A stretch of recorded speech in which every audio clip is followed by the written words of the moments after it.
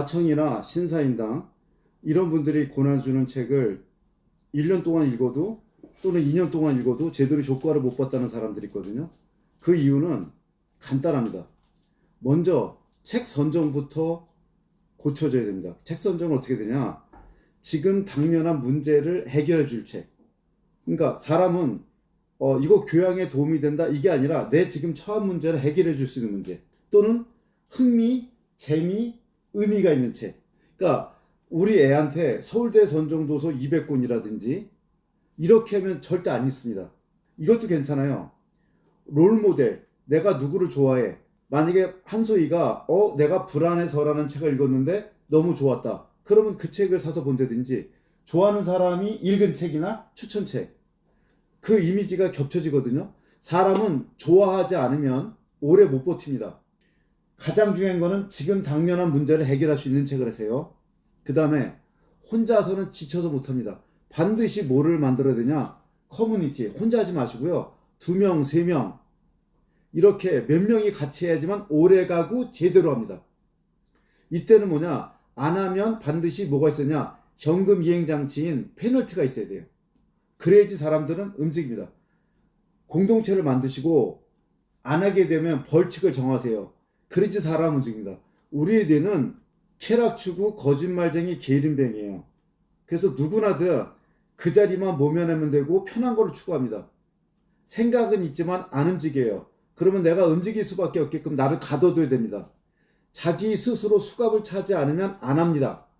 그래서 반드시 커뮤니티 만드셔야 되고요. 이제 여기서도 중요합니다. 카테고리 독서법이라 해서 내가 온라인 마케팅 책을 봤어. 예를 들어서 내가 역행자라는 책을 봤어. 그러면 같은 계열, 자기개발 같은 계열 책이 뭐가 있죠? 세이노 가르침이 있어요. 그 다음에 또 뭐가 있죠? 부의 추월 사선 있어요. 그 다음에 아웃풋 법칙이 있습니다. 이렇게 3권 내지 5권을 계속 연달아 같이 읽으셔야 돼요. 그 다음에 이거를 정리하고 세이노 가르침, 역행자, 아웃풋 법칙, 부의 추월 차선, 로버트 기요사키의 부자아빠 가난아빠 이걸 다 정리한 다음에 이거를 믹서 시켜야 돼요. 온라인 마케팅 책이야? 그럼 온라인 마케팅 책만 또 몇 권, 3권 내지 5권을 사서 다 한 다음에 나 나름대로 예를 들어서 마케팅 설계자라는 책이 있어요. 온라인 마케팅에서. 그런 다음에 이제 브랜드 설계자 있죠. 그다음 무기가 되는 스토리가 있어요. 이런 책들을 묶어서 같이 보시라는 거예요. 카테고리 독서법은. 그래야지만 내가 스키마가 뭐냐? 생각의 틀이 잡히기 때문에 어떤 책을 봐도 금방 들어옵니다. 책을 많이 읽는 게 중요한 게 아니라 내 것으로 만들어야 되잖아요. 이게 카테고리 독서법입니다. 이렇게 만들고 난 다음에 커뮤니티나 아니면 대가한테 가서 피드백을 반드시 받아야 돼요. 비판이 없으면 오히려 독이 됩니다. 예를 들어 보세요. 조선시대 선비들이 얼마나 많이 책을 봤겠어요. 근데 왜 그러냐? 비판 의식이 없어요. 그리고 내가 견문을 넓히지 않았어. 그러니까 박지원이는 청나라에 갔더니 너무 많이 세상에 달라. 그래서 실학자가 된 거잖아요. 책이라는 건 요리책이에요. 이 말이 뭐냐? 눈으로 봤어? 그렇다고 요리할 수 없습니다. 재료를 사다가 뭐냐? 다 해봐야 돼요. 그래서 망쳐도 봐야 되고 이렇게 하면 안 되겠구나. 요럴 땐 몇 초만 되쳐야겠다. 실제 해봐야 됩니다. 운전도 마찬가지잖아요. 실제 해봐야 돼요.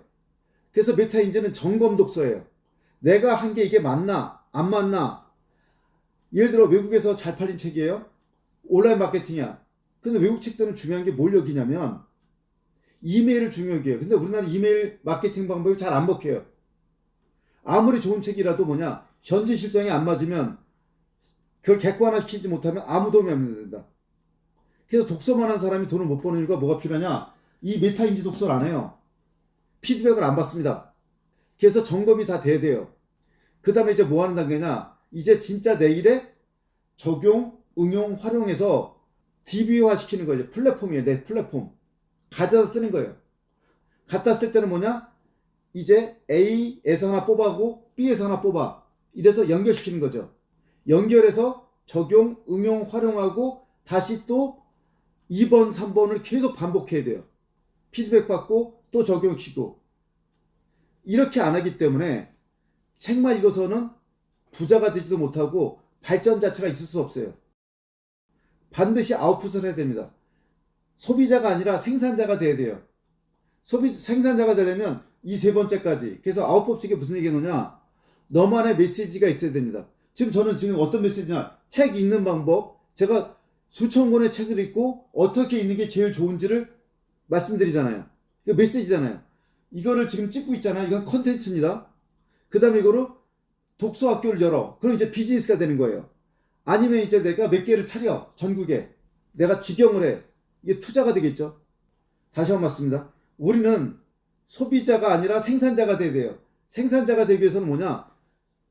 지금 당면한 문제를 해결해 주면서 커뮤니티도 만들고 카테고리, 같은 주제가 있는 것끼리 해야지만 스키마, 생각의 틀이 만들어주고 점검하고 비판받고 피드백이 반드시 있어야 되고 연결해서 적용하고 해서 그거를 내가 써먹어 봐야 돼요.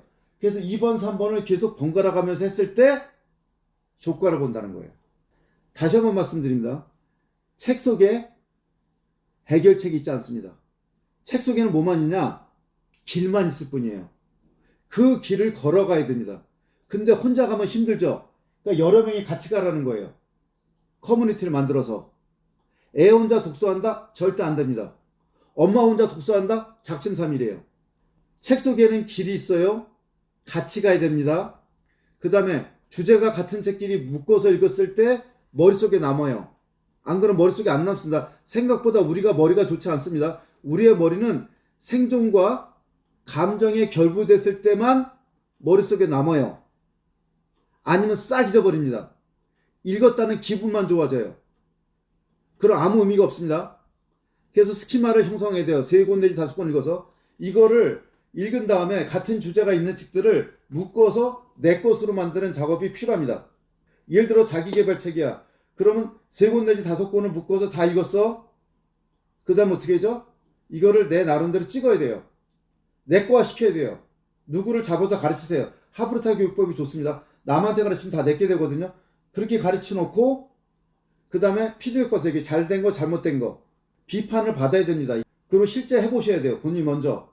그러고 나서 DB화 시키고 연결시켜서 이쪽 거와 이쪽 거를 연결시켜서 적용하고 응용하고 활용하고 또 그거를 메타인지 독서법으로 또다시 점검받고 또 플랫폼 독서하고 이렇게 했을 때 진정한 발전이 됩니다. 이대로 해보세요. 힘든 만큼 성장은 훈련과 연습이에요. 훈련과 연습은 반드시 뭐가 따르냐? 고통이 따릅니다. 근데 이거를 즐기듯이 하세요. 그래야지만 오래 갑니다. 이대로만 딱 일단 3개월 해보시고 효과가 있으면 1년 이상 하시면 무조건 성장하실 겁니다. 여기에 답이 있고 책 속에 답이 있대 자기가 그 답을 가져다 써야지만 효과가 있습니다. 이대로 해보십시오.